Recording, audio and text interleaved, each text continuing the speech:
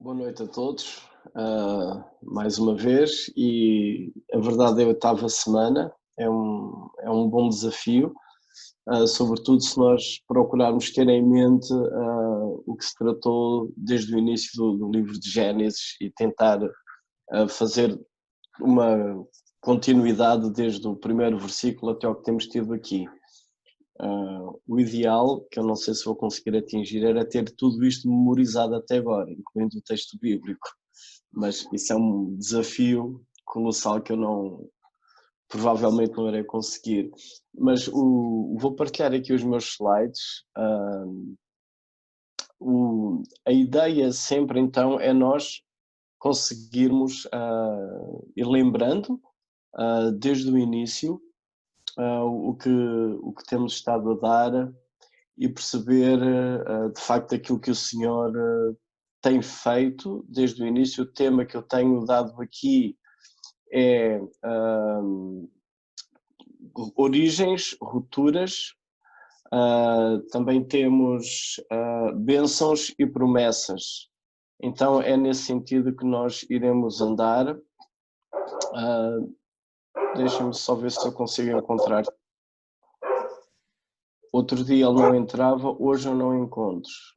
Ok, está aqui. Vamos ver se funciona bem. Ok. Então a ideia é nós percebemos este livro neste conceito de que de facto temos aqui as origens de tudo, do universo, a nossa própria origem como seres humanos, a origem do relacionamento entre Deus e nós seres humanos, também a origem da separação que o homem tem de Deus. Aí entra o conceito de ruptura, e essa ruptura não é apenas a nossa distância de Deus, há outras distâncias que foram causadas, outras rupturas que foram causadas ali em Gênesis 3 por causa do pecado, o homem com a própria natureza, o homem com os outros homens, até o homem consigo próprio, isso tem causado rupturas. Mas também em todo esse ambiente também notamos bênçãos, palavras de bênção que o Senhor foi dando durante a criação. Mesmo assim, depois do pecado, Deus ainda continua a abençoar a humanidade, vimos isso em Noé, e Deus também, além de dar bênçãos, ele também faz promessas que vão nesse sentido de redenção. E nesse sentido, alguns textos que era importante nós irmos memorizando. Não sei se estão habituados assim a memorizar versículos, especialmente estes, mas o primeiro que eu sugeria para memorizarem é precisamente Gênesis 1:1, que fala das origens e nos introduz a Deus como Criador dos céus e da terra, e de facto tudo o que nós conhecemos e que existe ou está nos céus ou está na terra. Então é um conceito extremamente importante, sobretudo no âmbito de partilharmos aquilo que de facto nós queremos com outras pessoas. Na mensagem do Evangelho, a Bíblia aborda assim tudo aquilo que existe, incluindo se eu estiver a falar com alguém, aquela pessoa também é a criação de Deus. Portanto, a Bíblia apresenta assim Deus como Criador dos céus e da terra, e esta é a base para todo o resto. O homem tem um lugar de destaque na criação, e o versículo 27 demonstra isso, que o homem é criado à imagem de Deus, e isto inclui macho e fêmea, homem e mulher, criados à imagem de Deus, e Deus relaciona-se de forma inteligente, comunicativa com o ser humano, criado à sua imagem e semelhança, e há uma espécie, digamos que um primeiro acordo, uma primeira ordem, logo lá no Éden, que o homem tem liberdade para comer de todas as árvores do jardim, incluindo a árvore da vida, mas há uma que lhe está vedada, e isso dá origem ao momento de desobediência e queda, em que o homem então desobedece a Deus. O primeiro sentimento que temos ali mencionado é o medo. O Senhor procura Adão, ele diz que tem medo, escondeu-se, e aí é a ruptura já, a demonstração da ruptura que existe entre o homem e Deus. O homem que até ali dá a ideia que tinha um bom relacionamento com o Criador, agora tem medo e esconde-se. E nesse ambiente o Senhor dá uma primeira promessa da redenção, de que a descendência da mulher iria esmagar a cabeça da serpente. Portanto, aqui temos um primeiro momento em que o Senhor já está a dar uma primeira promessa da redenção, que então irá ser concretizada anos mais tarde na pessoa de Jesus.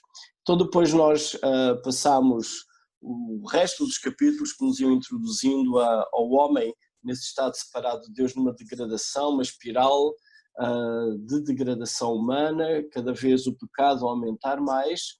Temos o caso de Caim, temos o caso de Lameque, e chega a um ponto total no capítulo 6, com aquela descrição que os filhos de Deus viram as filhas dos homens e havia violência na terra, e isso vai aumentando até aos dias de Noé, em que vem o dilúvio, como que há ali também um novo começo, e o Senhor faz também um pacto com a humanidade de não voltar a destruir a terra pelo dilúvio.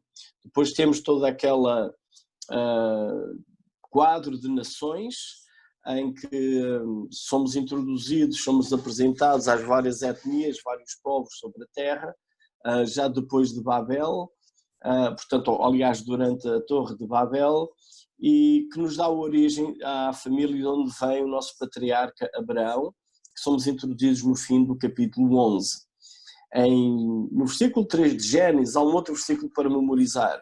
O Senhor fala com este homem e não temos muitas informações acerca dele. Há alguma informação mais no livro de Atos, através do testemunho de Estevão, sobre como o Senhor chamou a Abraão, mas no versículo 3, um texto importante para memorizar também, é a promessa que o Senhor dá a Abraão, de que através dele ou nele, todas as famílias da terra iriam ser abençoadas. E esta promessa ela vai se concretizando de facto ao longo da história. Por exemplo, nós vemos já no capítulo 14 que houve pessoas que foram abençoadas em Abraão, quando por causa de Ló ele vai à guerra e liberta pessoas que tinham sido cativas de outros reis. Mais tarde o seu descendente José vai acabar por abençoar outras nações, porque havia fome na região, toda a região, e através de José várias famílias da terra são poupadas da fome, porque ele providenciou sustento no Egito. Mas o pleno cumprimento dessa promessa vai apenas acontecer na pessoa de Jesus.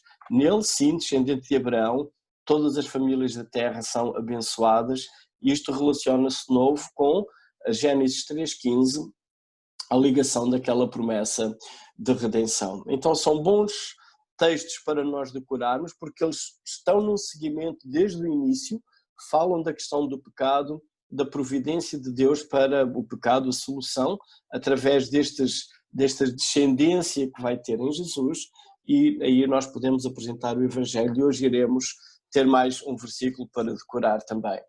A estrutura que estamos a seguir no livro de Gênesis tem estas 10 divisões principais, mais uma incluindo o prólogo, em que toda ela está estruturada com uma frase repetida no hebraico. Na nossa tradução aparece: estas são as origens, ou a história, ou a genealogia, ou os descendentes, a linhagem, seja qual for a tradução, de onde vem a nossa palavra Gênesis, que dá o nome ao livro, e de facto são relatos de descendências de famílias. Então temos inicialmente a criação dos céus e da terra, com um prólogo, depois temos a história dos céus e da terra, que somos introduzidos à questão de Adão e o pecado, e também Caim. Depois temos a genealogia de Adão, a linhagem de Noé, os filhos de Noé, incluindo os 3 filhos. Depois no capítulo 11 nós temos um destaque para a linhagem de um dos filhos dele, Sem. Portanto, estas genealogias começam a filtrar para nos encaminharem para a família de Tera, que é o que nós agora estamos a estudar. Estranhamente, acho que nós poderíamos antes esperar ter antes a linhagem ou a genealogia de Abraão, mas temos antes a genealogia de Tera, que através do livro de Josué sabemos que eles nem tão pouco conheciam ao Senhor e serviam outros deuses, outras divindades. Esta é uma secção bastante extensa, vai desde o capítulo 11 até ao capítulo 25. Depois os seguintes são então os descendentes de Abraão, mas com uma preferência para a linhagem de Jacó, que irá terminar o fim do livro com José e eles entrando no Egito. O texto que nós estamos a olhar nestes dias, então, nestas semanas, inicia desde o capítulo 12 até ao capítulo 21, e tem esta estrutura que já devem ter começado a estar familiarizados com estes temas, uma estrutura quiástica, em que as ideias vão todas elas paralelas, e o centro neste caso que não tem qualquer paralelo, acaba por ser a ênfase de toda esta grande narrativa. Ou seja, a aliança que o Senhor faz com Abraão e Sara, os seus nomes são mudados e é instituída também a circuncisão, e a promessa de um filho é de novo reiterada. Hoje eu queria introduzir aqui um esquema breve que também ajuda a memorizar uma cronologia do Antigo Testamento. Depois poderemos adicionar também a vinda de Jesus, mas esta primeira zona aqui, vou tentar destacar isto. Esta primeira zona aqui, então, seria Gênesis 1, com a criação. Estes dois riscos inclinados seriam o momento da queda, em que há uma ruptura no relacionamento entre Deus e o homem, e a partir daqui, então, toda esta linha é digamos que é uma história da redenção, em que Deus sempre está a ter iniciativas para chegar ao ser humano. Nós temos visto isso logo desde o início. Adão pecou, Deus tem iniciativa, depois Caim fica zangado lá, qualquer coisa com a oferta, e o Senhor vai e fala com ele, e vamos andando, chegamos mais ou menos por volta do ano 2000 a.C., então o texto que agora estamos a estudar, as narrativas abraâmicas, o ciclo abraâmico, ele vive cerca de 2000 a.C., o Egito podemos pôr ali uma grandeza de valor talvez 1500, e o David com o ano 1000, portanto estas três datas são relativamente fáceis de memorizar. E depois então já entramos na divisão do reino, depois de Salomão, com a queda de Samaria em 722 a.C., mais tarde a queda de Jerusalém em 586, e depois o retorno com Zorobabel, com outros, Saltiel, entre o livro de Esdras e Neemias. Temos então os últimos profetas, que realmente são os últimos profetas que também temos na ordem cronológica das páginas do nosso Antigo Testamento. 400 anos de silêncio, e então iniciam os evangelhos com a concretização de muitas destas promessas na pessoa do Senhor Jesus. Então, nós temos hoje, iremos olhar para o capítulo 15, que está incluído nesta secção de Abraão e a Terra Prometida. Portanto, esta é toda uma estrutura destes capítulos, desde o 11 até ao capítulo 25, e podemos destacar quatro momentos principais. O fim do capítulo 11 é uma introdução à família de Abraão, com Tera. Somos apresentados ali alguns problemas. Sabemos que Sarai era estéril, portanto, depreende-se que Abraão e Sarai não teriam filhos. Somos introduzidos também ao seu sobrinho Ló, que é o órfão, e quando Abraão viaja com o sobrinho, portanto, dá a entender que ele que o adotou como o seu herdeiro. E depois então nós temos, já no capítulo 12, Abraão instalado então na terra. Portanto, ele migrou juntamente com o pai de Ur, dos caldeus para Arã, ao norte, depois desceu para a zona de Canaã.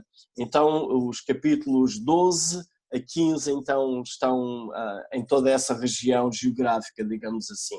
O capítulo 16 até o 22 são promessas de Abraão. De facto ele irá ter um filho, e há aqui uma grande batalha na vida de Abraão, porque o Senhor dá-lhe a promessa, mas passam anos e ele continua sem ter filhos, e vai havendo algumas alternativas para, como que ele próprio, dar cumprimento à promessa de Deus. E depois, já mais no fim desta secção, do 22 até ao 25, temos a transição então já para o filho da promessa, Isaac. A parte que iremos ver hoje do capítulo 15 insere-se então desta primeira secção, e só para fazer uma revisão, temos a vocação de Abraão. Ele está na terra prometida nos primeiros 9 versículos, onde o Senhor lhe aparece, e ele vai andando de um lugar para o outro e vai edificando altares ao Senhor. Do 10 até ao 20, já vimos a narrativa em que ele vai para o Egito por iniciativa própria, não há menção de altares, ele comenta acerca da sua esposa. O faraó fica bastante irritado com aquilo, teme o castigo de Deus, e Abraão acaba por ser expulso do Egito. Todavia, a graça do Senhor é com Abraão, e a sua misericórdia, ele sai de lá com riqueza, por causa da questão de Sarai. O capítulo 13 Então nós temos aqui como que um primeiro problema a ser levantado na vida de Abraão. Se o Senhor lhe promete descendência e ele não tem filhos, e Ló estaria com ele, portanto, seu sobrinho órfão, então dá a entender que Abraão talvez poderia ter a esperança de que Ló seria o seu herdeiro. Mas no capítulo 13 percebemos que não vai ser Ló o herdeiro. Ló sai fora da terra da promessa, ele sai fora do relacionamento próximo que tem com o seu tio Abraão, e Abraão fica de novo só na terra com uma esposa estéril e a promessa de Deus que ele irá ter. O Senhor irá fazer dele uma grande nação. Mas o problema continua a existir, ele não tem filhos. No capítulo 14, nós saltamos um pouco esse capítulo, vamos apenas ver hoje alguns versículos. Então nós temos Abraão, uma das poucas narrativas em que Abraão deixa de ser um nómada e passa a ser um homem de guerra, em que de facto ele vai à guerra e traz libertação do seu sobrinho e também dos reis das outras cidades. E do 15, do 1 ao 21, então nós temos a aliança que o Senhor faz com Abraão. Há várias alianças que o Senhor vai fazer, mas aqui no capítulo 15 hoje iremos ver esta aliança com algum detalhe. Os textos seguintes não vou ler agora com muito cuidado, mas depois temos na mesma as tensões. Abraão continua sem filhos e entra a questão de Ismael, uma tentativa como que de Abraão a tentar cumprir a própria promessa do Senhor, mas de facto Deus diz, não é ele o filho da promessa. E então temos também a questão de Sodoma e Gomorra, e Abraão ali, ele intercede, ele age também como profeta, intercedendo, e finalmente chegamos ao nascimento de Isaac, e de facto Isaac é um filho da promessa como que duplamente, iremos ver isso mais à frente. E a última secção então, já estamos a ser introduzidos a uma continuidade na linhagem de Abraão, já com Isaac, já com Rebeca, e depois finalmente então concluindo também com a morte de Abraão. Eu queria então agora pedir ao nosso irmão para poder ler os versículos em Gênesis 14, do 18 até ao 20, e depois para saltar para o capítulo 15, então, para termos a nossa leitura.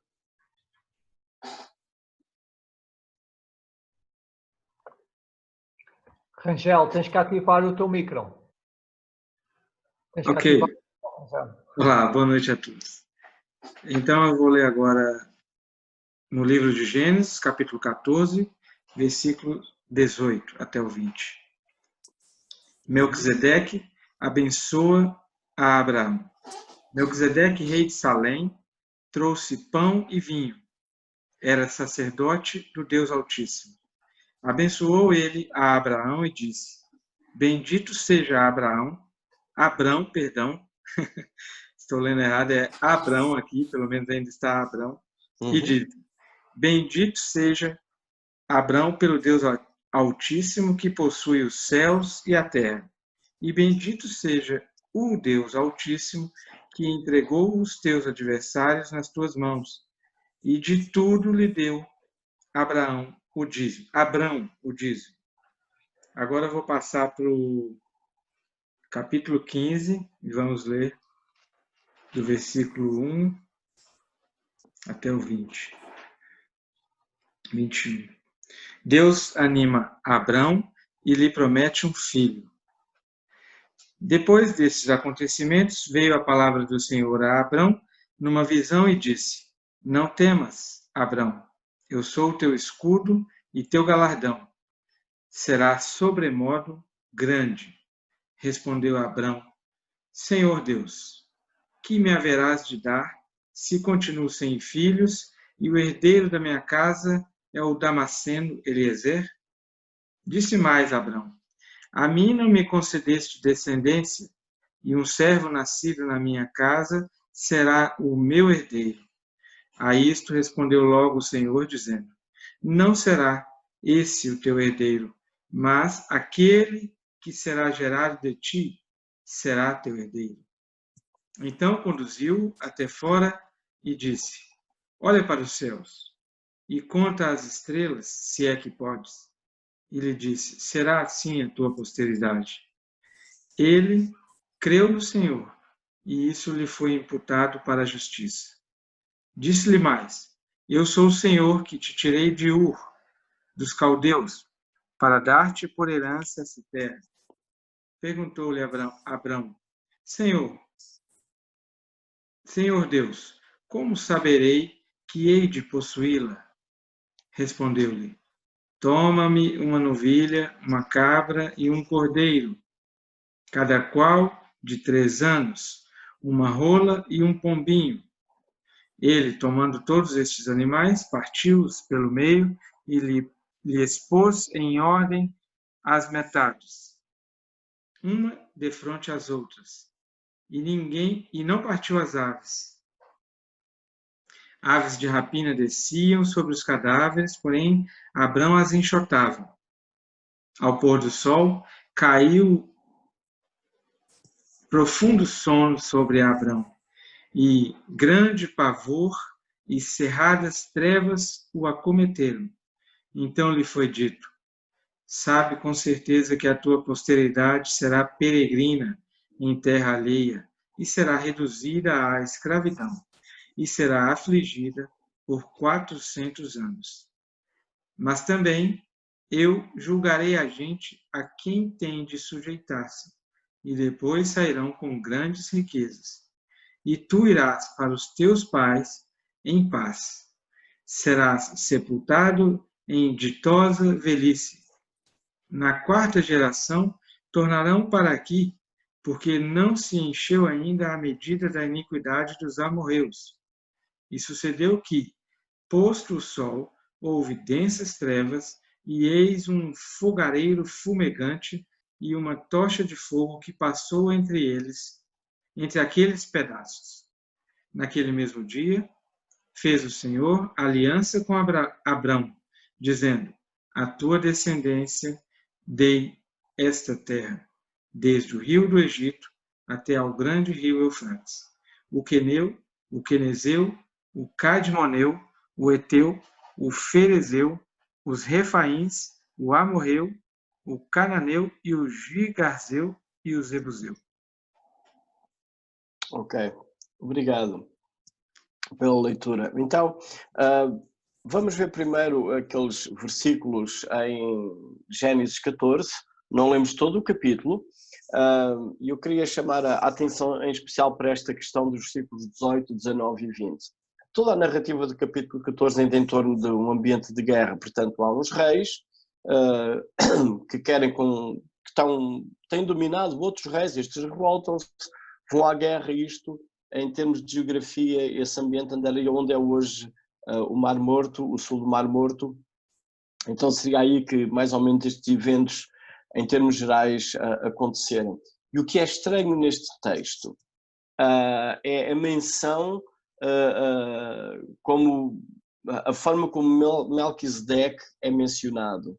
E tem algumas coisas para destacar. Primeiro, é a primeira vez que aparece a ideia de sacerdócio nas Escrituras. Portanto, e é de notar que esta ideia que ele era sacerdote do Deus Altíssimo não está ligado a ninguém de uma genealogia. Okay?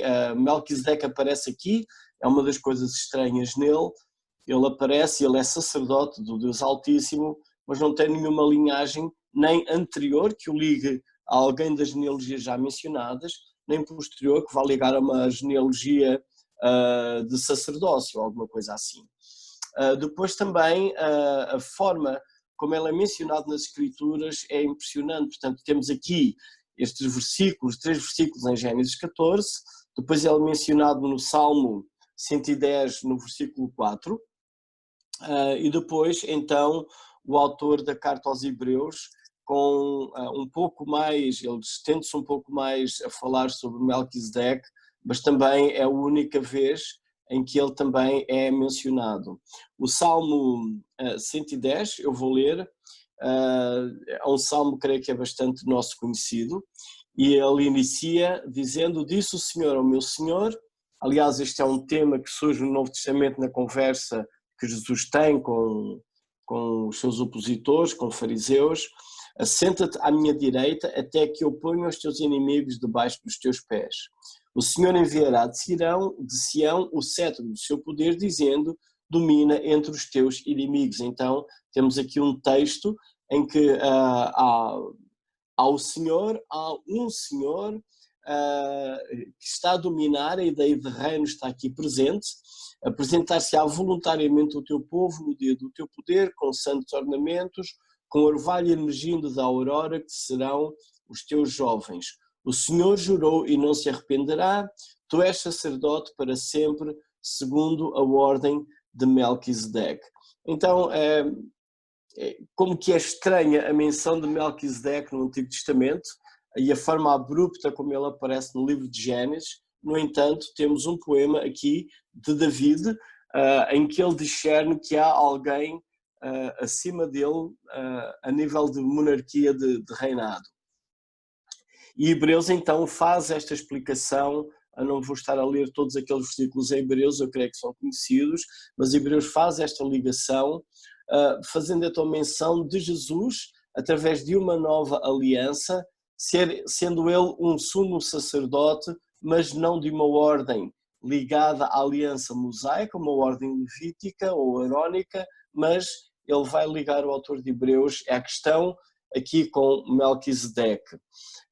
E também a questão do nome Melquisedeque é complexo o nome, porque são como que palavras juntas que têm a ideia sempre de rei, de justiça e de paz. Isto ligado ao nome ou à proveniência dele. Melquisedeque, de facto, poderia ser trazido literalmente o meu rei é justo ou rei de justiça. Isso seriam duas traduções possíveis, mas os nomes em hebraico têm esta característica de formar, eles podem se juntar, podem ser formados através de palavras que têm ideias. Há um outro lugar onde o nome que vocês devem conhecer, que é Adonisedec, é um nome que também funciona assim, que é o meu Senhor é justo. Então temos aqui uma questão que o nome de Melquisedeque não é apenas o nome, mas também está associado às características dele, porque de facto ele é justo, vai saudar Abraão, porque Abraão entra numa batalha, mas por uma causa justa. Abraão era um pacificador, este rei é um rei de paz, mas também ele é um sacerdote do Deus Altíssimo. Eu só pus ali aquela imagem à direita, porque eu acho muito interessante a forma como os pintores, neste caso uma pintura medieval, como eles retratavam as cenas bíblicas.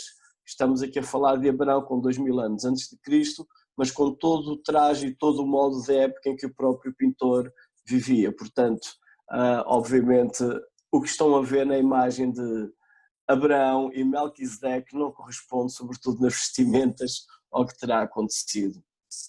Mas, então, esta ideia dos elementos incomuns em Melquisedeque, e é relevante porque... notem que o livro de Gênesis ele tem tido sempre uma grande preocupação nas genealogias.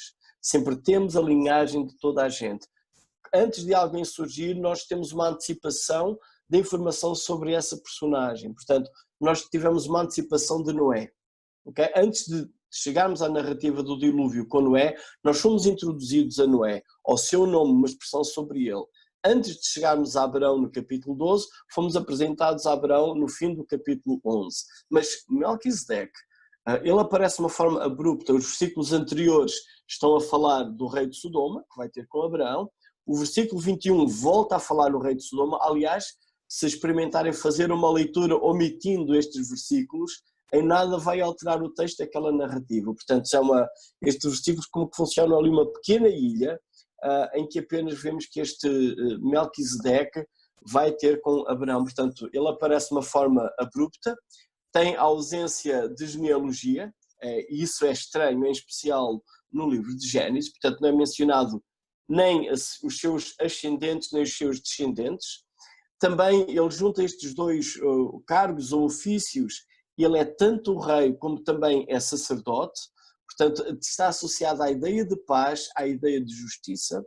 Ele conhece o Deus de Abraão, e nós ainda temos aqui estes primeiros tempos de Abraão, nós ainda estamos relativamente próximos, digamos assim, a nível de contemporaneidade dos descendentes de Noé, pós-dilúvio. Se olharem naquelas genealogias a seguir a Noé, as pessoas ainda viviam muitos anos, portanto ainda muitos são contemporâneos. Se por um lado nós temos pessoas a afastar-se do Senhor, vimos essa ideia em Babel, que o homem continuou a afastar-se de Deus, de alguma forma ainda há a ideia da presença deste Deus Criador, e temos aqui Melquisedeque, então também como sacerdote do Deus Altíssimo. Um outro detalhe muito interessante, aqui introduzido no livro de Gênesis, e de facto eu queria vos convidar a fazer um esforço, a olharmos para o livro de Gênesis apenas. Eu sei que a nossa tendência é sempre olhar, ok, temos Jesus, ok, temos Hebreus e já sabemos a história toda, mas nós só temos Hebreus depois que Jesus veio, certo? Até Jesus vir nós não tínhamos o livro de Hebreus. E eu queria vos convidar a fazermos isso, que era tentar entender este texto antes de Jesus ter nascido. Tentar este texto na época, por exemplo, do rei David, quando escreveu o Salmo 110 que acabámos de ler. Ou tentar entender este texto durante o período do profeta Samuel, anterior a David, ou mais tarde, quando temos o reino dividido e temos alguns reis, como Ezequias ou o rei Josias, que tentam ler a Tora e tentam perceber as direções do Senhor. Como é que este nome Melquisedeque que aparece, como é que isso é lido? De facto é intrigante neste quadro do livro de Gênesis e as ligações então que ele tem com o Novo Testamento. Sobretudo esta questão do relacionamento entre Abraão dar o dízimo a Melquisedeque. Portanto, se Abraão dá o dízimo, ele está a considerar que Melquisedeque é superior a ele, de alguma forma. E também Melquisedeque abençoa Abraão. Obviamente, aqueles versículos que eu tinha ali no slide interior de Hebreus vão esclarecer muita coisa e iremos voltar um pouco mais ali à ideia que Hebreus esclarece sobre esta questão também de Melquisedeque e Jesus sendo sacerdote, não segundo uma ordem arónica ou levítica, mas de Melquisedeque. E agora vamos fazer uma pausa nisto e entrar então no capítulo 15. O capítulo 15, ele de facto ele continua a ter uma ligação com esta questão do Melquisedeque. Eu queria aqui estabelecer alguns pontos de contacto. O capítulo 12, versículo 1, 2 e 3, o Senhor chama Abraão e dá-lhe promessas de descendência, dá-lhe promessas de terra e decide, o Senhor promete também abençoar Abraão. Para termos o texto na mente, disse o Senhor a Abraão, sai da tua terra, da tua parentela, da casa do teu pai e vai para a terra que eu te mostrarei. Portanto, temos aqui a primeira ideia de terra a ser mencionada. Depois, farei de ti uma grande nação, temos agora já a questão da descendência, e te abençoarei e engrandecerei o teu nome. Então, ou seja, outra vez lembrando Babel, aquilo que Babel, os homens em Babel queriam, que era ter o seu domínio, o seu nome e terem a sua vontade feita. Agora vimos que o Senhor está aqui, e a vontade do Senhor é que é feita na vida de Abraão e a ideia da terra, do domínio e do nome estão a acontecer. Melquisedeque concorda com isto porque ele está a abençoar Abraão. Portanto, e mais, Melquisedeque reconhece que a vitória que Abraão tem sobre estes reis, com quem se iam à guerra, e parece que o número é bastante reduzido, cerca de 300 homens numa batalha com tantos reis que tinham outros reis vassalos dele, e Melquisedeque discerne que esta vitória que Abraão tem não é do seu poder bélico, mas antes é da bênção do Senhor sobre ele e decide abençoá-lo.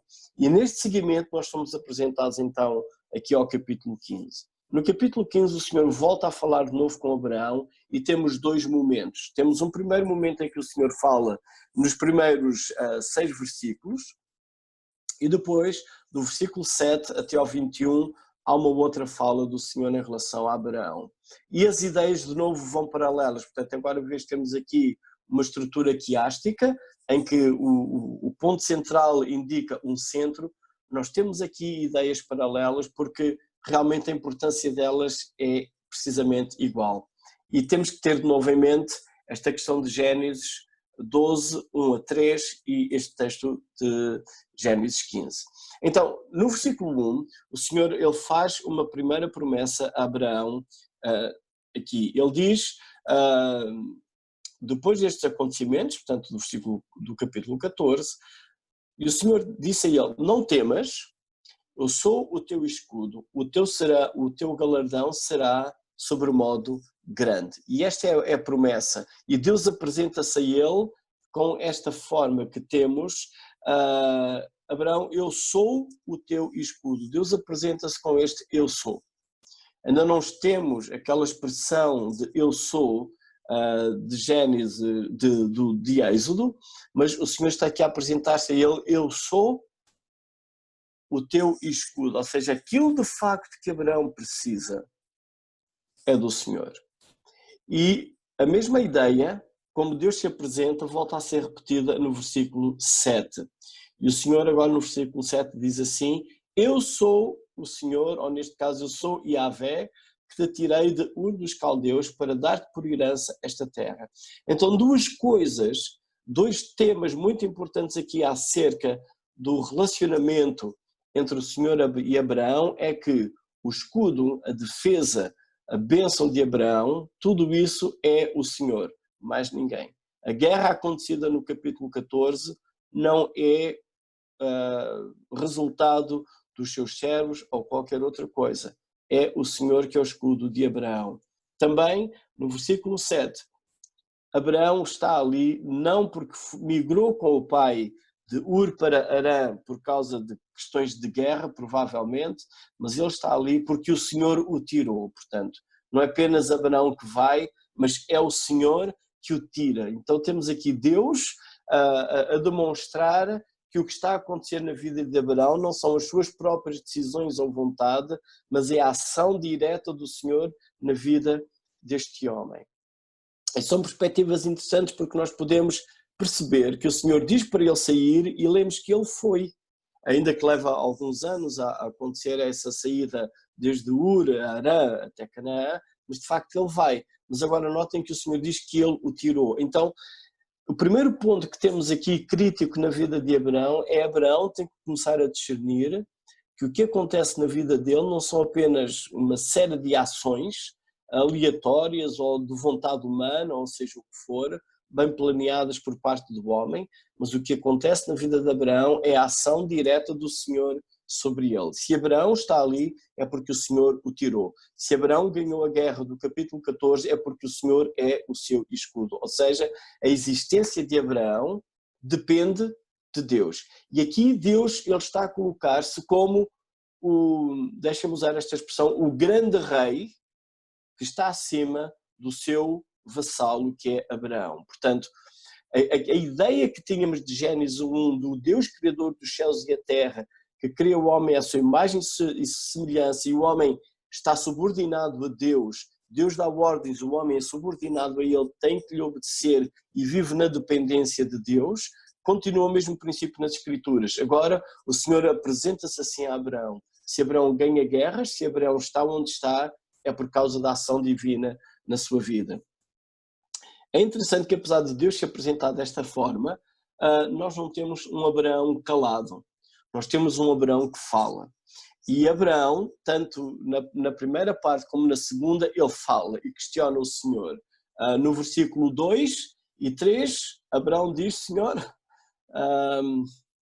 que haverás de dar se continuo sem filhos, e o herdeiro da minha casa é o Damasceno Eliezer. Então, ou seja, a questão de Ló como herdeiro já está resolvida. Abraão já percebe que Ló não reúne condições para ser o herdeiro dele. Ele continua em Sodoma, mesmo depois desta guerra e invasão, ele continua em Sodoma, portanto está fora já de questão, parece que na mente de Abraão, que o herdeiro é ele.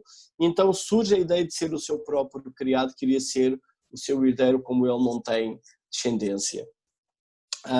E no versículo 3, então ele põe essa questão ao Senhor: não me concedeste descendência. É interessante, o Senhor tem-lhe prometido descendência, mas Abraão questiona o Senhor, quase podemos ler nas entrelinhas: tu tens prometido, mas ainda não me concedeste a descendência. E também no versículo 8, o Abraão também pergunta ao Senhor: ok, tu dizes que me vais dar a terra, mas eu ainda sou peregrino, como saberei que hei de possuir a terra? É interessante esta honestidade e esta franqueza que existe entre Deus e Abraão. O Senhor faz promessas, mas as promessas não acontecem de imediato, e Abraão faz perguntas: Senhor, como é que eu vou ter um descendente? A minha esposa é estéril. Senhor, como é que eu vou saber que vou herdar a terra?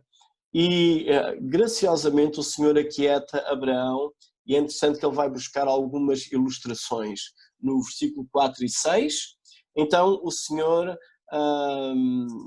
ele diz que não será o criado dele, o seu servo, que vai ser o herdeiro, mas alguém que será gerado pelo próprio Abraão, que será o herdeiro. Então o Senhor mostra-lhe um quadro, convida-o para olhar as estrelas. Portanto, estamos no ambiente à noite e o Senhor convida a olhar as estrelas e apenas lhe faz uma pergunta: podes contar as estrelas? Obviamente a resposta que Abraão tem é não. E Deus garante-lhe que a posteridade dele vai ser assim.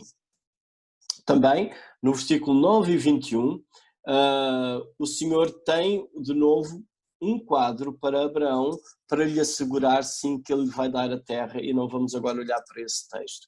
Eu queria que nós agora olhássemos antes para o versículo 6, que estabelece a ligação entre estes dois grupos. E o versículo 6 não é uma palavra de Deus, nem é uma palavra de Abraão, é uma palavra do narrador no livro de Gênesis. E o que ele afirma é extremamente importante porque é citado no Novo Testamento. E Abraão creu, ou ele creu no Senhor, e isso foi-lhe imputado como justiça. Este texto ele é extremamente importante e ele é mencionado várias vezes no Novo Testamento. Iremos voltar a ele, mas então aqui eu queria fazer uma breve síntese. Há dois encontros, de facto. O versículo 1 a 6 e o 7 a 21 são dois encontros distintos que o Senhor tem com Abraão. O primeiro é à noite, há uma visão, o Senhor aparece, fala com Abraão. O tema que temos aqui é a descendência, a questão do herdeiro. Quem é que vai ser o descendente de Abraão para que as bênçãos do Senhor, a questão toda que o Senhor lhe disse, poderá acontecer. O segundo dá a ideia de ser ao entardecer, pelo versículo 12, talvez uma visão, alguma coisa no sono, acontece também, mas o tema não é a descendência, o tema aqui é a terra. Então há diálogo, Deus conversa com Abraão e temos estas imagens, as estrelas no céu e também, depois dos animais estarem cortados, aquela tocha de fogo e aquele fogareiro. E o versículo 6, como que faz uma articulação entre estes dois momentos, destas duas promessas que o Senhor deu a Abraão, a descendência e a questão da terra, que de facto estão relacionados com Gênesis desde o início, Gênesis 12, 3. E esta aliança que nós temos aqui está dentro daquele âmbito que já tínhamos abordado, que é uma concessão real, ou seja, está dentro de um quadro de um grande rei que unilateralmente e incondicionalmente decide abençoar ou ser generoso para com o seu súbdito. O grande rei aqui é o Senhor soberano, é essa a forma como Abraão trata o Senhor soberano, portanto ele revê-se como um vassalo, um súbdito do Deus Criador dos céus e da terra, e o vassalo obviamente então é Abraão.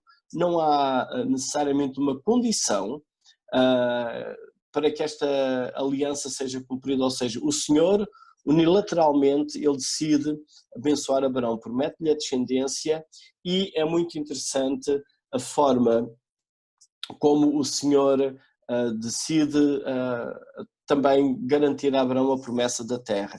E este é um outro versículo que seria bom então nós decorarmos. Tinha ali umas referências do Novo Testamento que desapareceram em Romanos, Gálatas e Tiago, que é Romanos 4:3, o 9:22, Gálatas 3:6 e Tiago 2:23, são referências dos autores do Novo Testamento a este momento.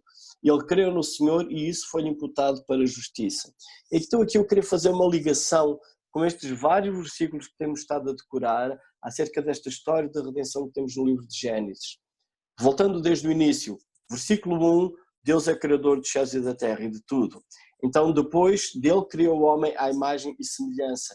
Este homem por causa de ser criado à imagem e semelhança de Deus, relaciona-se com Ele. Portanto, não é apenas criação, como uma árvore ou os restantes seres vivos, mas é alguém que Deus cria à sua imagem e semelhança, e isto introduz-nos à ideia de comunhão, e Deus abençoa-os. Portanto, Deus quer ter comunhão com o ser humano criado por Ele próprio. Temos o 3,15, o homem peca, e temos a primeira promessa de redenção, então. E ali, através dessa descendência da mulher que irá esmagar a cabeça da serpente, ela vai passar por Abraão em Gênesis 12:3. Diz que na descendência de Abraão, então, todas as famílias da terra irão ser abençoadas.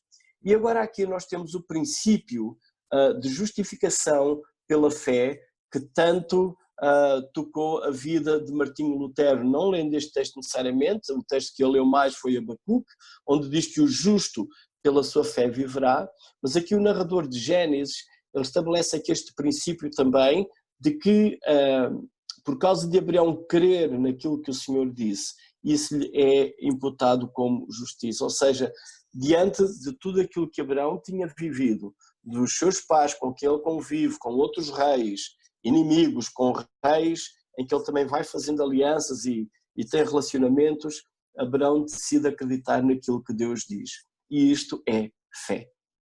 A maior dificuldade que nós temos, e entra aqui o conceito de pecado, é não acreditarmos naquilo que Deus diz, tanto de uma forma teológica ou de uma forma prática. Às vezes acreditamos na forma teológica, mas na forma prática nós não acreditamos e temos a desobediência. Mas aqui está introduzido este princípio de justificação pela fé, ou seja, a salvação, o relacionamento que há entre Deus e Abraão, não é porque Abraão é um bom caráter, já vimos que ele falhou, logo no capítulo 12, já vimos que ele falhou, ele vai falhar outras vezes também, mas há uma característica que este homem tem, que ele acreditou naquilo que Deus disse, e isso é-lhe atribuído, é-lhe imputado como justiça. E esse é o argumento que Paulo então desenvolve no livro de Romanos. E isso é extremamente importante, porque não temos um tempo em que Jesus veio aqui, estamos ainda bem no início da Bíblia, em Gênesis 15, mas já estamos aqui a ser introduzidos ao conceito do pecado e à solução para o problema do pecado. A solução para o problema do pecado não é o homem procurar ser bom, mas é o homem relacionar-se com Deus Criador e crer nele. E isso lhe é atribuído como justiça. O conceito de justificação pela fé, então, aparece aqui. E este texto de Gênesis 15, do 7 até ao fim, ele é bastante interessante. Portanto, nós temos um quadro em que o Senhor dá instruções a Abraão para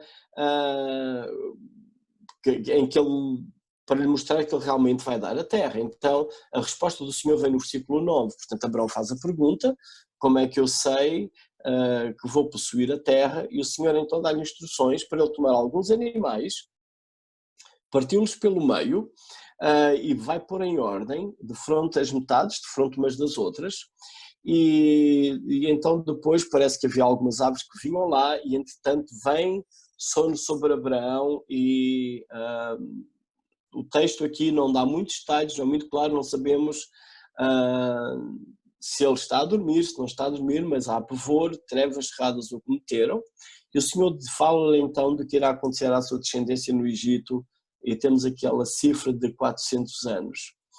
Depois, o que eu queria chamar a atenção é o versículo 17: sucedeu que, posto o sol, houve densas trevas, e eis um fogareiro fumegante e uma tocha de fogo que passou entre aqueles pedaços.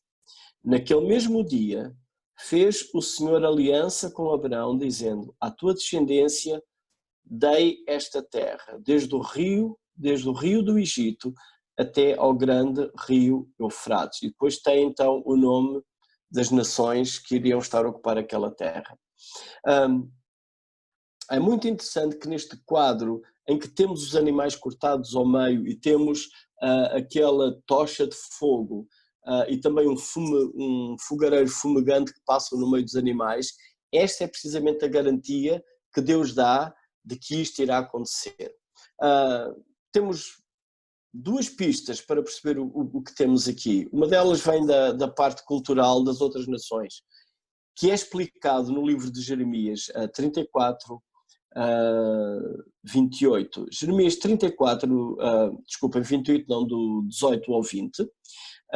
O Senhor, através do profeta Jeremias, ele dá alguma informação, temos mais alguma informação sobre esta questão dos animais serem partidos ao meio. Então diz assim o Senhor: farei aos homens que transgrediram a minha aliança e não cumpriram as palavras da aliança o que fizeram perante mim, como eles fizeram com o bezerro que dividiram em duas partes, passando eles pelo meio das duas porções. Os príncipes de Judá e os príncipes de Jerusalém, os oficiais, os sacerdotes e todo o povo da terra, os quais passaram por meio das duas porções do bezerro, entregá-los-ei nas mãos dos seus inimigos e nas mãos dos que procuraram a sua morte, e os cadáveres deles servirão de pasto às aves dos céus e aos animais da terra. Então, de novo aqui em Jeremias nós temos o mesmo quadro, que era, então, um animal que está dividido em duas partes, e estes homens que fizeram uma aliança estavam a passar no meio destas partes do bezerro cortado ao meio, e o Senhor está a dizer que vai fazer a eles como eles fizeram ao bezerro. Ok. Lendo os costumes de outras nações desta época, então, quando se fazia uma aliança entre dois soberanos, o que acontecia? Pegava-se então no animal, que seria morto, e então esse animal era cortado ao meio, uma parte ficaria de um lado, outra do outro. E os dois indivíduos que iam fazer a aliança passavam entre as duas metades. E eles, ao passarem entre as duas metades, de facto estavam a dizer um ao outro: nós vamos manter esta aliança e vamos cumpri-la, senão aquele de nós que falhar a aliança vai ter o mesmo destino deste animal. Ou seja, iria ser morto. Portanto, é um caso de aliança séria. O que é estranho aqui é que, para que esta aliança funcionasse dentro dos termos culturais ou dos que são mencionados no texto de Jeremias 34, quem deveria passar no meio daquestes animais que Abraão partiu deveria ser o Senhor e Abraão, visto que os dois estão a fazer parte da aliança. Mas lendo o texto, Abraão não passa. Abraão, ele vê que tem então uma tocha e tem um fogareiro, mas Abraão não passa. Ou seja, o Senhor sozinho assume o compromisso tanto do lado dele próprio como do lado de Abraão.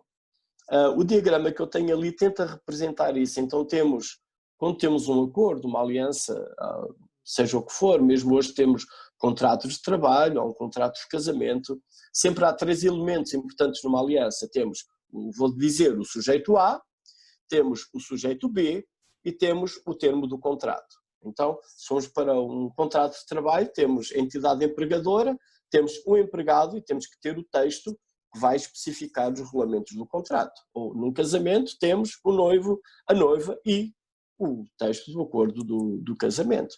E o que nós teríamos aqui, que também acontece com Moisés, na lei mosaica, seria esperado, era termos o Senhor, temos Abraão, então temos este contrato que está a ser feito entre Deus e Abraão. E os dois deveriam passar no meio destas metades do animal, mas o Senhor sozinho toma a iniciativa e é o próprio Deus que passa, simbolizado então naquela tocha de fogo no fumareiro fumegante, e Abraão não passa. Ou seja, Deus está a assumir tudo sozinho. Porquê?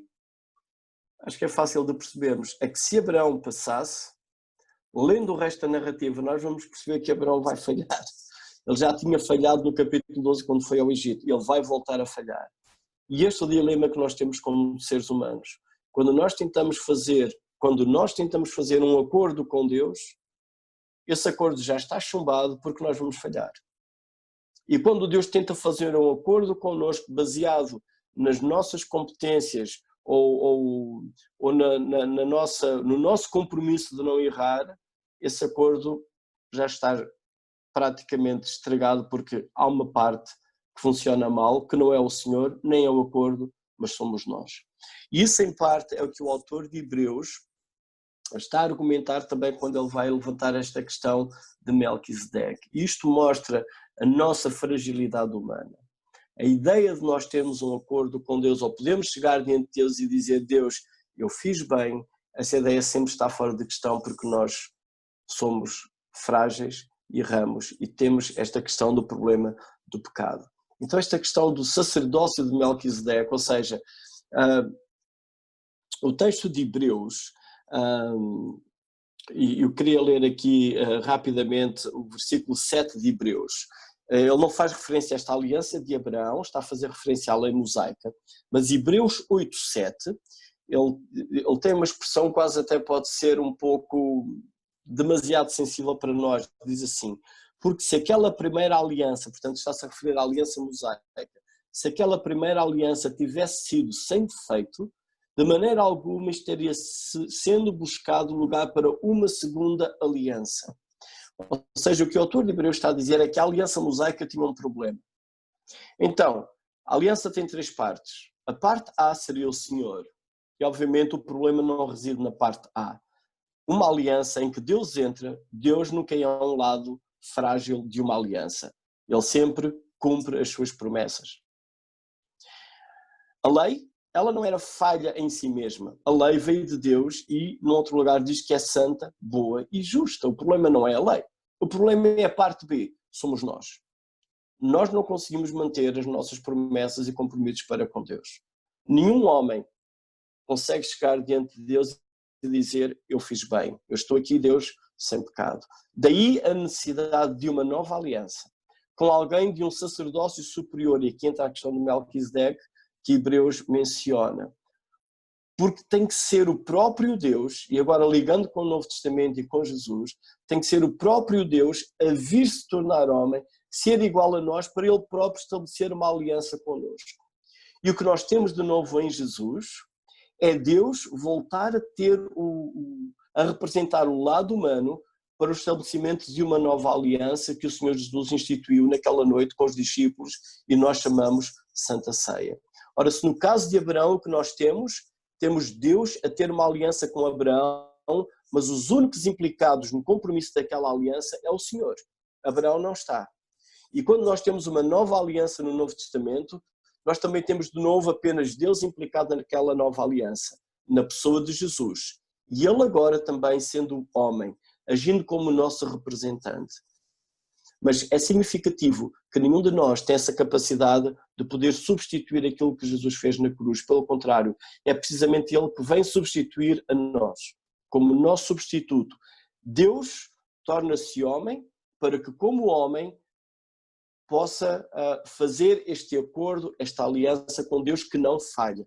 Então, o que o autor de Hebreus quer dizer é que esta nova aliança não tem o problema da aliança mosaica. Ela não vai falhar, ela é válida. Porquê? Porque o primeiro lado da aliança, o A, é Deus, Criador dos céus e da terra, ele não falha. O texto da aliança continua a ser ótimo porque vem de Deus. E o lado B, agora, que é o lado humano, também não falha. Porque agora no lado B nós temos um representante humano que não falha, que é Jesus, que é verdadeiramente homem, sim, mas é igualmente verdadeiramente Deus. Ou seja, o quadro de Deus assumir de novo toda a responsabilidade para o cumprimento das suas promessas acontecerem, volta a repetir-se. Tinha acontecido com Abraão e agora repete-se de novo connosco. Ou seja, Deus faz de novo tudo para a nossa redenção, para a nossa salvação. E daí que a expressão que Deus teve para com Abraão, isto portanto no fim do versículo 18, naquele mesmo dia fez o Senhor uma aliança a Abraão dizendo: à tua descendência darei esta terra desde o rio do Egito até ao grande rio Eufrates. Ou seja, quem passou entre os animais vai falhar? Não, porque passou Deus, Abraão não passou. Então a aliança vai falhar? Não, não vai falhar, porque todos os que passaram, Deus apenas, entre os animais, ele não falha. Então Abraão pôde perceber que a aliança que o Senhor estava a fazer com ele era válida. Daí que nós também hoje, com Cristo, podemos perceber que a nova aliança que Deus faz connosco, ela é válida, não falha. Ainda que nós possamos falhar, sim. Mas não fomos nós os nossos representantes. Cristo é o nosso representante. Então, esta questão de salvação, justificação pela fé, é extremamente segura. não há dúvidas, Deus assumiu os dois lados do compromisso e o nosso destino, que queremos nele, é a eternidade com Deus.